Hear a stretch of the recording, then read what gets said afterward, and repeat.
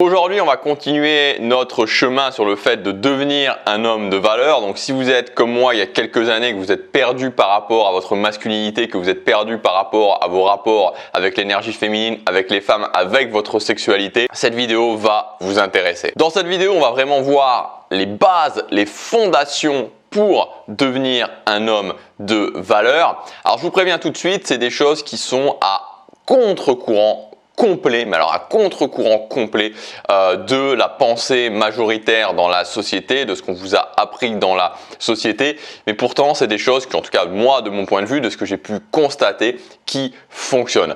À vous de voir, à vous de les tester ou de ne pas les tester, à vous de faire votre choix. Je vous conseille aussi de regarder la vidéo d'hier en complément parce qu'elle est très importante, cette vidéo d'hier, pour comprendre la vidéo d'aujourd'hui. Alors on est parti. Première fondation de l'énergie masculine, première fondation pour devenir un homme de valeur, c'est évidemment la mission de vie. C'est-à-dire que la chose la plus importante pour un homme, c'est d'accomplir sa mission de vie. Je ne reviens pas dans les détails sur cette mission de vie puisque, comme je vous le disais, j'en ai parlé en détail dans la vidéo d'hier. Vous pouvez regarder la vidéo d'hier si ça vous intéresse justement d'en savoir plus sur la mission de vie. Et je vous rappelle aussi que jusque demain, vous pouvez accéder en complément à ma formation Devenir un homme de valeur où on rentre vraiment dans le détail, où je vous donne un plan d'action si aujourd'hui vous vous sentez perdu en tant qu'homme, perdu avec votre masculinité et que vous voulez justement repartir à la conquête de votre masculinité. Le deuxième point pour devenir un homme de valeur, c'est de prendre la responsabilité totale dans votre vie. Ça veut dire que tout, et je dis bien tout, est de votre faute. Donc quand vous êtes un mec et que vous commencez à dire oui mais il y a ça qui m'est arrivé, oui mais c'est parce que ma femme si, ou alors il y a ça qui m'est arrivé, oui mais c'est parce que mon patron, ou alors c'est parce que mes enfants, ou c'est parce que ma mère, ou c'est parce que mon père, vous êtes dans le mauvais. Vous êtes en train de démontrer de la basse valeur, vous êtes en train de prendre le contre-pied de l'énergie masculine, puisque l'énergie masculine c'est avant tout la responsabilité. Votre femme, vous l'avez choisie, c'est votre responsabilité. Vos parents, vous pouvez dealer avec. Ou alors, vous pouvez réduire le contact. Votre patron, vous avez décidé de prendre ce boulot. Et donc, si vous ne pouvez pas trouver un autre boulot, vous devez développer les compétences pour trouver un autre boulot. Je prends la responsabilité totale des choses. Ce n'est jamais la faute de quelqu'un d'autre. C'est toujours ma responsabilité. C'est toujours ma faute. Troisième point, le fait qu'un homme de valeur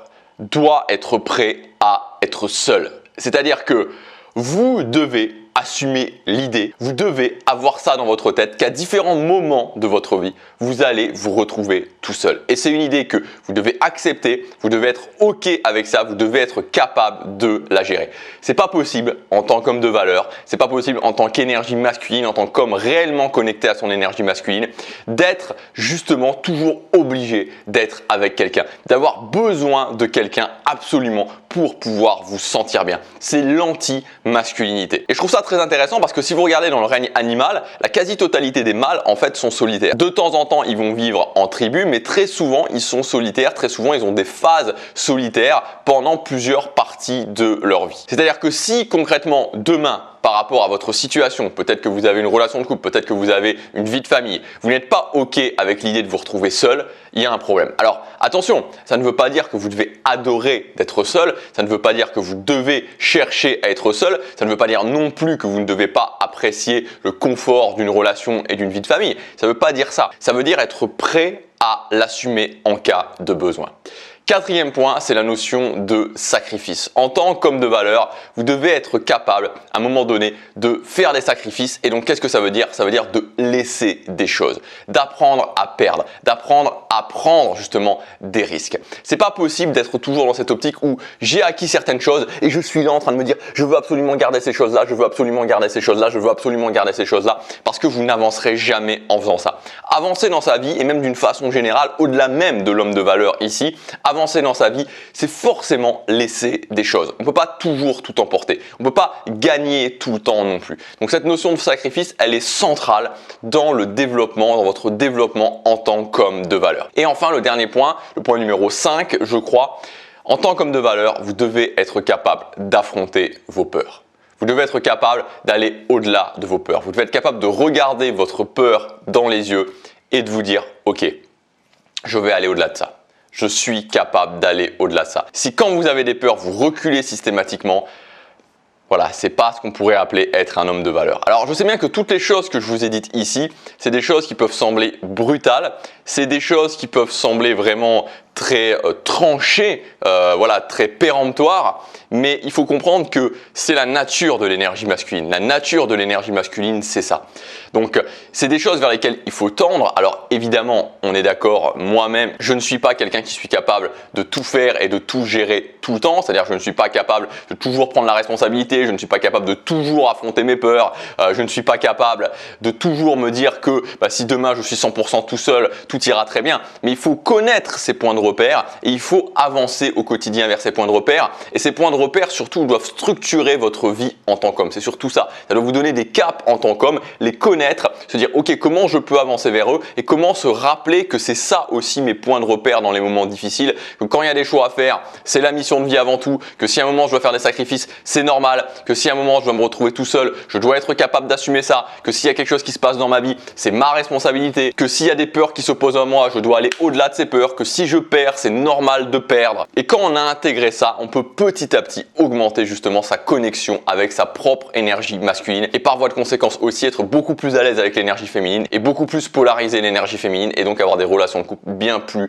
épanouies. Et n'oubliez pas aussi, et ça c'est quelque chose de très important, que l'énergie féminine, donc les femmes en général, puisqu'il y a 80% des femmes qui ont plus d'énergie féminine que masculine, sont extrêmement réceptives à l'énergie masculine.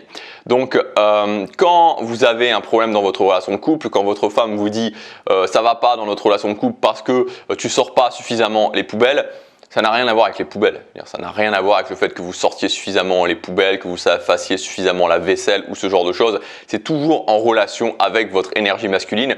Et les poubelles, les soi-disant poubelles, cachent le fait que est-ce que vous êtes connecté suffisamment avec votre mission de vie? Est-ce que vous prenez suffisamment la responsabilité dans le couple? Est-ce que vous faites régulièrement des sacrifices? Est-ce que vous affrontez vos peurs régulièrement? Est-ce que vous prenez régulièrement des risques? Parce que l'énergie féminine est extrêmement réceptive à ce genre de choses et beaucoup moins au fait que vous sortiez les poubelles à intervalles réguliers. Voilà pour cette vidéo, j'espère qu'elle vous aidera à vous reconnecter à votre énergie masculine. Si vous voulez aller plus loin, vous avez ma formation Devenir un homme de valeur. Elle est disponible jusque demain soir 23h59 à son prix de lancement. Je vous souhaite plein de succès sur ce chemin qui est à prendre et qui est à continuer évidemment toute sa vie. Je vous dis à demain pour la prochaine vidéo. La formation, c'est le premier lien dans la description. Chaque jour compte.